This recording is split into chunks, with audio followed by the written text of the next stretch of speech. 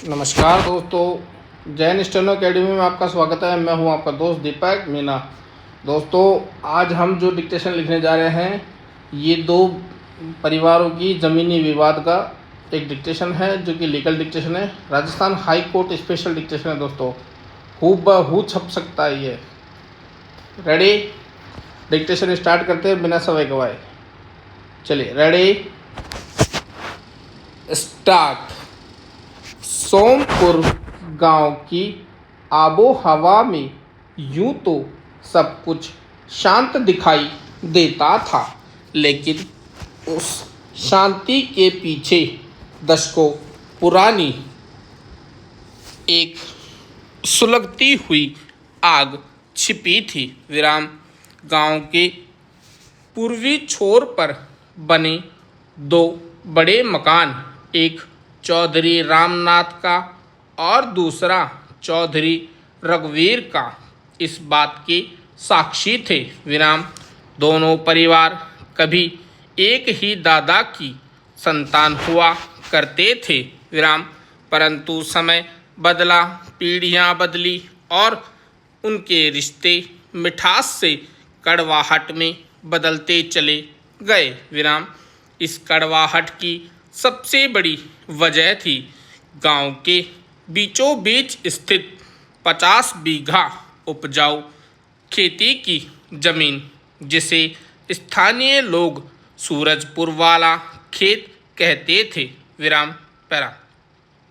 यह जमीन न केवल बेहद उपजाऊ थी, बल्कि गांव की मुख्य सड़क के बिल्कुल किनारे पर स्थित थी। विराम।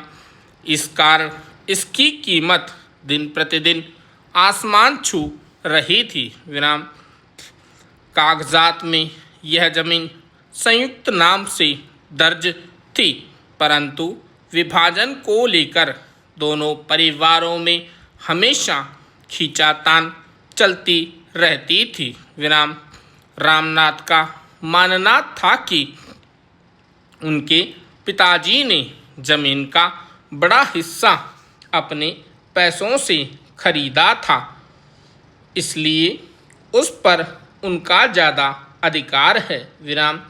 वहीं दूसरी ओर रघुवीर का तर्क था कि उनके पिताजी ने वर्षों तक इस जमीन को बंजर से उपजाऊ बनाने के लिए खून पसीना बहाया है, इसलिए दोनों को बराबर का हिस्सा बनता है। बात सिर्फ जमीन की ही नहीं थी, अब बात दोनों परिवारों के मूंछ की लड़ाई और झूठी आन बान शान बन चुकी थी। विराम। हर साल जब फसल काटने का समय आता तो गांव में तनाव का माहौल बन जाता था। विराम। वर्षों तक चला आ रहा यह विवाद उस दिन एक भयानक मोड़ ले बैठा, जब शहर से आए एक बिल्डर ने उस जमीन के लिए करोड़ों रुपए की बोली लगाई। विराम। पैसों का लालच देखकर पुरानी दुश्मनी में घी डालने का काम किया। रामनाथ के दो बेटे थे, विक्रम और सुमित। दोनों ही गर्म दिमाग के युवक थे। विराम। वे किसी भी कीमत पर उस जमीन को अकेला बेचना चाहते थे। विराम। दूसरी तरफ रघुवीर का अकेला बेटा अजय शहर से वकालत की पढ़ाई पूरी करके गांव वापस लौटा था। विराम। अजय चाहता था कि मामले को कानूनन या गांव की पंचायत में बैठकर सुलझा लिया जाए, ताकि भविष्य में कोई भी अनहोनी न हो। विराम। लेकिन विक्रम और सुमित को कानून पर जरा भी भरोसा नहीं था। उन्हें लगता था कि अजय अपनी पढ़ाई लिखाई का रौब दिखाकर जमीन हड़पना चाहता है। विराम। एक दिन सुबह सुबह जब सूरज की पहली किरण भी ठीक से नहीं बिखरी थी, विक्रम और सुमित अपने 4-5 साथियों के साथ ट्रैक्टर लेकर सूरजपुर वाले खेत पर पहुंच गए। विराम उन्होंने बिना रघुवीर के परिवार को सूचित किए विवादी जमीन पर जुताई का काम शुरू कर दिया और जुताई शुरू कर दी एवं बीचों बीच अपनी नई सीमा तय करने के लिए खूंटा गाड़ने लगे। विराम यह खबर जंगल की आग की तरह गांव में फैल गई। विराम किसी भी ग्रामीण ने दौड़कर रघुवीर के घर यह खबर पहुंचा दी। चौधरी साहब जल्दी चलिए, रामनाथ के बेटों ने खेत पर कब्जा करना शुरू कर दिया है और वहां बाड़ लगा रहे हैं। यह सुनते ही रघुवीर का खून खौला और उन्होंने अपने भाइयों और बेटों को आवाज़ दी। अजय ने अपने पिता को रोकने की बहुत कोशिश की। पिताजी, आप शांत रहिए, हम पुलिस को फ़ोन करते हैं या पंचायत बुलाते हैं। विराम ताकत से काम लेंगे तो बात बिगड़ जाएगी। लेकिन रघुवीर अब किसी की सुनने की मनस्थिति में नहीं थे। विराम उन्होंने चिल्लाकर कहा, अजय, यह हमारी इज्जत का सवाल है। अगर आज हम पीछे हट गए तो गांव में हमें कोई मुंह दिखाने लायक नहीं समझेगा। विराम कागज बाद में देखे जाएंगे, पहले अपनी माटी की रक्षा करनी होगी।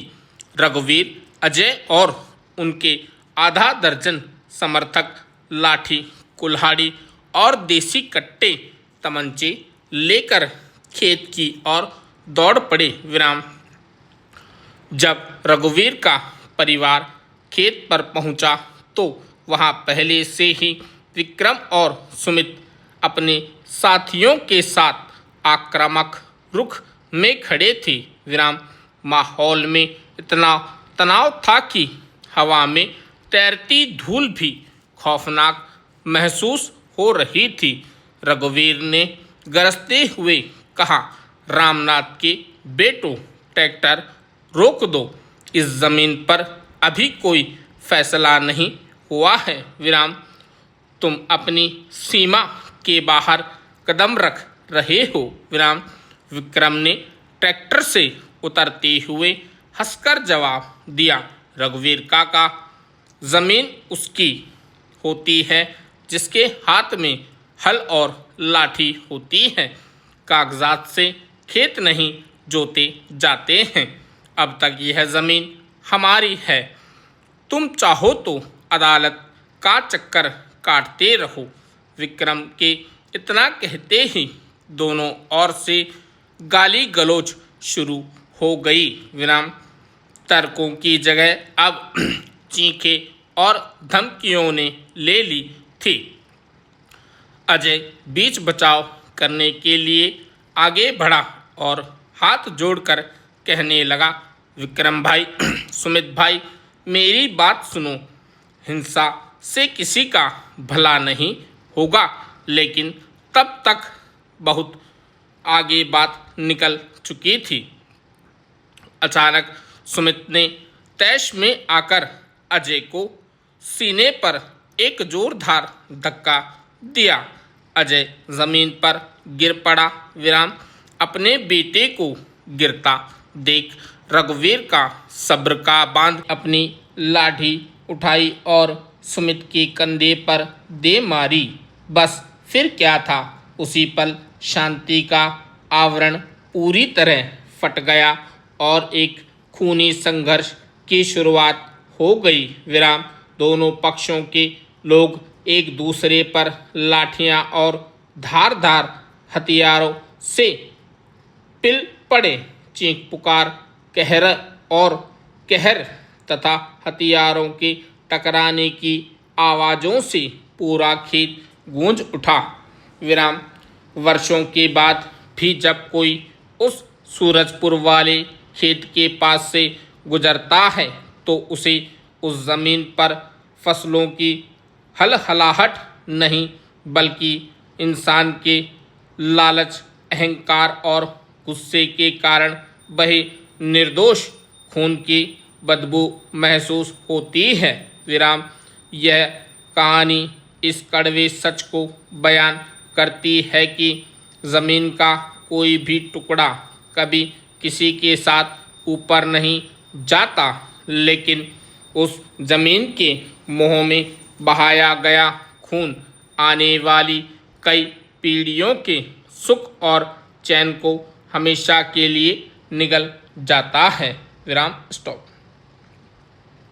दोस्तों ये लगभग 10 मिनट की डिक्टेशन है और काफ़ी अच्छी डिक्टेशन है। लिखिएगा दोस्तों इसको पूरी, और अगर कमेंट में बताइएगा दोस्तों कैसी लगी आपको डिक्टेशन। राम राम भाइयों।